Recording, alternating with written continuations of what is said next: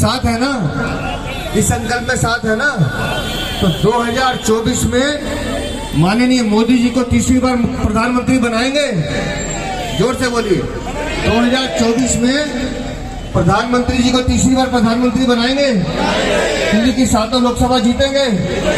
2025 में अरविंद केजरीवाल को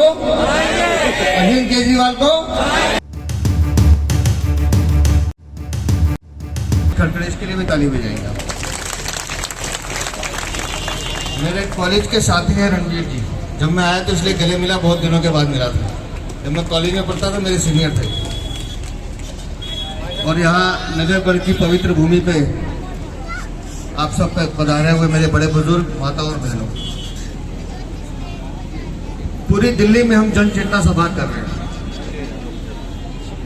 हमको जरूरत क्यों पड़ी?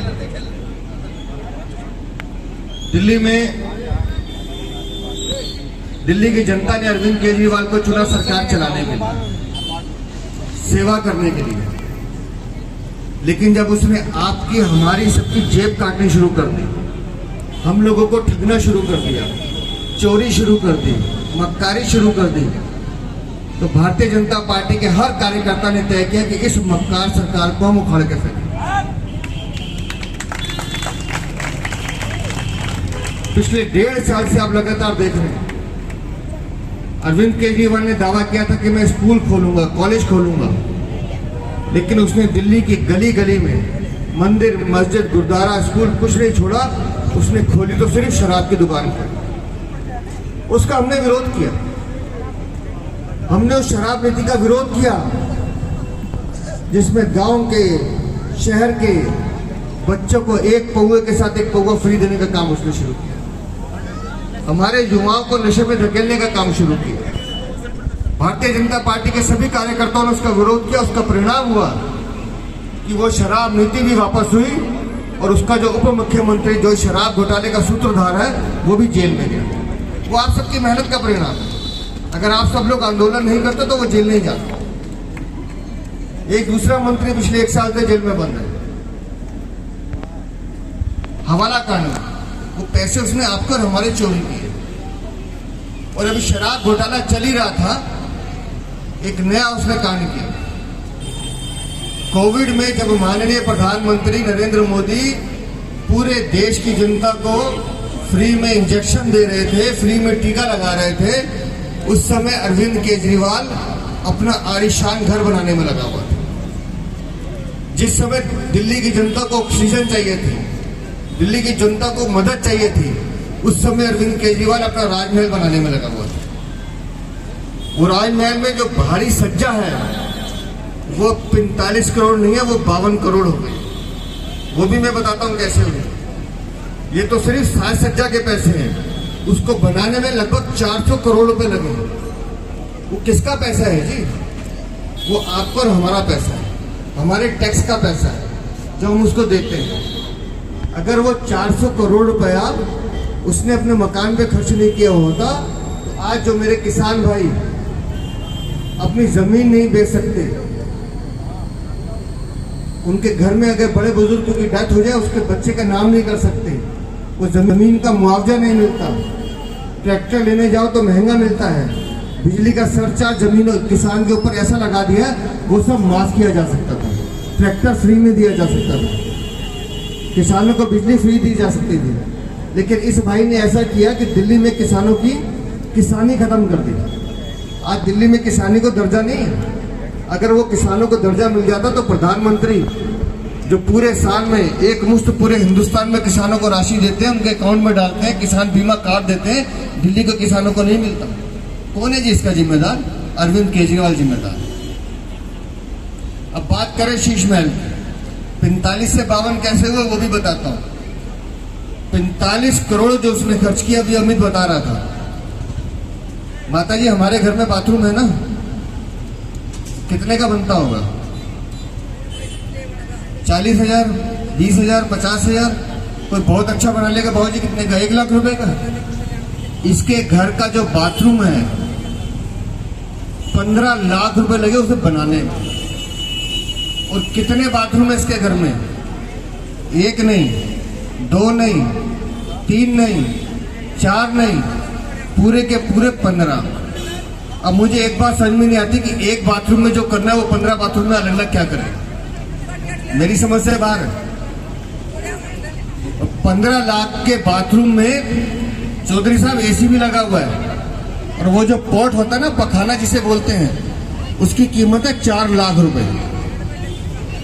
एक एक पखाने की कीमत 4 लाख रुपए, ऐसे 15 लगे हुए। जाने क्या करता होगा।